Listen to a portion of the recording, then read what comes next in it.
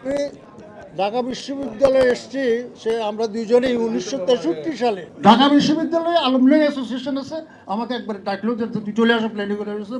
তখন আমাদের এক বড় ভাই, ওই যে আলাই কি জানি অ্যাপেক্স সুজের মঞ্জুর আলাই ভাই প্রেসিডেন্ট, আমাদের বন্ধু রবি সেক্রেটারি। তো আমি আসে দেখি যে সবাই খালি আমাদের ঢাকা বিশ্ববিদ্যালয়, অপর নাম বাংলাদেশের অপর নাম ঢাকা বিশ্ববিদ্যালয়, এই বাংলাদেশ সৃষ্টি করেছে ঢাকা বিশ্ববিদ্যালয়, এই ঢাকা বিশ্ববিদ্যালয় দেশ পরিচালনা, এসব কথা বলো। ওরা আমাকে ডাক্তার বললাম যে ভাই কিছু মনে করুন না, এতক্ষণে তো মিথ্যাচার শুনতে শুনতে আমি ফেটে হয়ে গেছি। কেন?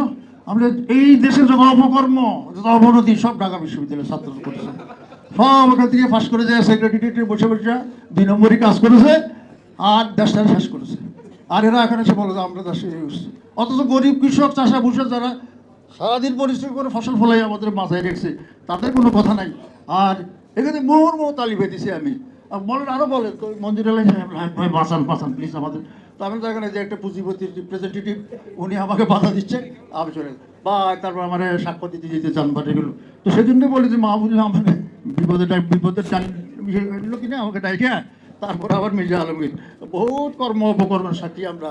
এই আলমগীর ওয়াহিদুদ্দিন মাহমুদ, সরল একটা লোক আছে না উপদেষ্টা মন্ত্রণালয়ে, ও অ্যাকচুয়ালি সলিমুল্লাহ হলের ইস্ট হাউসে কয়েকটা রুম ব্লক করছিল প্রভোস্ট অফিস, সেজন্য আমাদেরকে একটা ওয়েস্ট হাউসে একটা রুম দেওয়া হলো, 1 রুম, এটাকে আমরা বলি ইস্ট হাউসের কলোনি।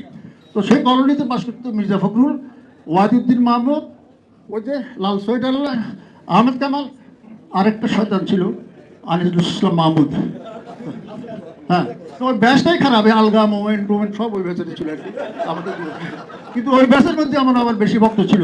তো যাই হোক, তো আমরা পরে কি করলাম, আমি তো ইতিমধ্যে এক্সপেরিয়েন্স হয়ে ঘুরতেছি। আমাকে ফার্স্ট ইয়ারে আমি ফার্স্ট পেয়েছি, চ্যাম্পিয়ন এস এম হলের একটা রেকর্ড, ফার্স্ট ইয়ারের ছেলে সব এম এ বিট করে চ্যাম্পিয়ন হয়েছে।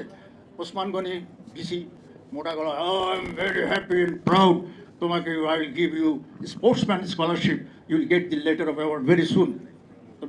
ইতিমধ্যে শুরু হয়েছে আন্দোলন, কি জানি কনভেনশন, আরে ছুটি ফুটি। তারপর হঠাৎ দিকে একটা চিঠি আসলো, আমি লেটার অফ অ্যাওয়ার্ডটা আসছে, খুলে দেখেছে you are expelled for 3 years.